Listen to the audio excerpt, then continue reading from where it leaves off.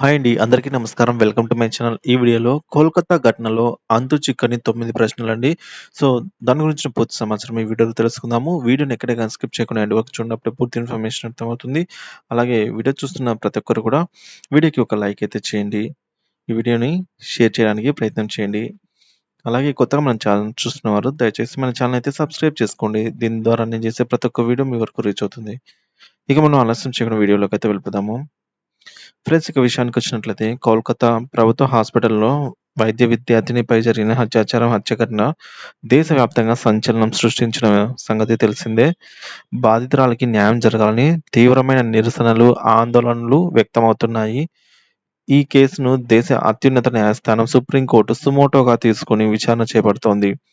ఈ కేసు విచారణను supreme court chief justice డి.వై. Chandrachud ఆధ్వర్యంలో ధర్మాసనం చేపట్టింది. ఈ సందర్భంగా పలు సూటి ప్రశ్నలను సంధించింది. ఎఫ్ఐఆర్ దాఖలు చేయటంలో జరిగిన జాప్యంపై పశ్చిమ బెంగాల్ ప్రభుత్వాన్నయితే సుప్రీంకోర్టు తప్పుబట్టింది.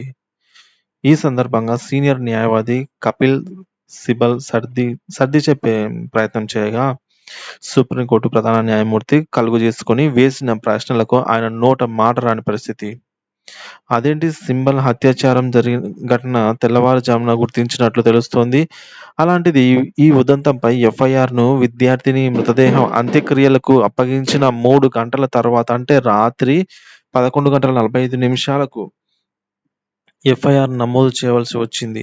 అప్పటి వరకు ఆస్పత్రి అధికారులు, కోల్‌కతా పోలీసులు ఏం చేస్తున్నారు అని క్వెషన్ చేసింది.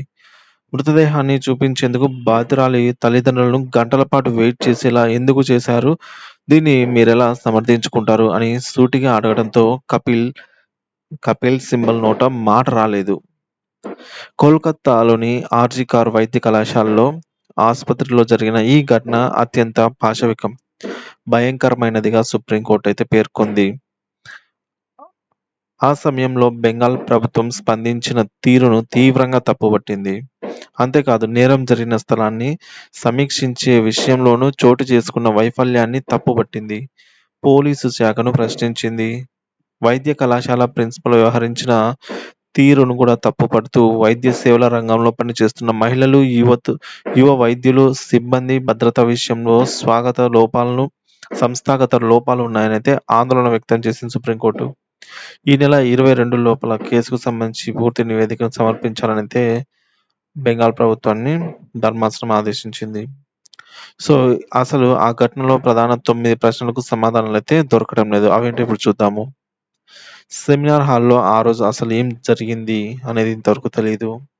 తొలుత ఆత్మహత్యగా ఎందుకు చిత్రీకరించే ప్రయత్నం చేశారనే దానికి ఇంకా తెలీదు. నేరం జరిగిన గంటల్లోనే ఘటనా స్థలానికి 20 అడుగుల దూరంలో పునరుద్ధరణ, రెనోవేషన్ పనులు ఎందుకు చేపట్టారనే దానికి సమాధానం లేదు. ఘటన జరగ్గానే ప్రిన్సిపల్ ఎందుకు రాజీనామా చేయలేదనేది తెలీదు. కుమార్తె మృతదేహాన్ని తల్లిదండ్రులకు చూపించేందుకు 5 గంటలు ఎందుకు ఆలస్యం చేసిందనే విషయం తెలీదు. సమాధానం లేదు. సంజయ్ రాయ్‌ని పోలీసులు వెంటనే పట్టుకున్నామంటూ ఇలాంటి నేర ప్రవృత్తి ఉన్న వ్యక్తికి ఎలా వాలంటీర్‌గా ఉద్యోగం ఇచ్చారు అనే క్వెషన్‌కి ఆన్సర్ రాలేదు.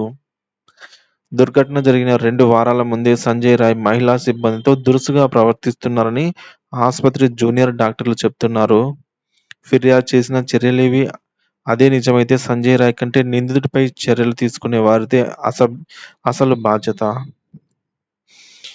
సంజయ్ నేపథ్యంలో కూడా బాగోలేదు. 4 పెళ్లిళ్లు చేసుకున్న వ్యక్తి కేవలం బాక్సర్ అన్న కారణంతో వాలంటీర్ ఉద్యోగం ఇచ్చారని తెలుస్తోంది. ఆయన పోలీసుల కంటే ఎక్కువ బిల్డప్ ఇచ్చి అజమాయిషీ చేస్తున్నా పట్టించుకోలేని స్థితిలో పోలీసులు ఉన్నారా అని క్వెషన్ చేస్తే ఆన్సర్ లేదు.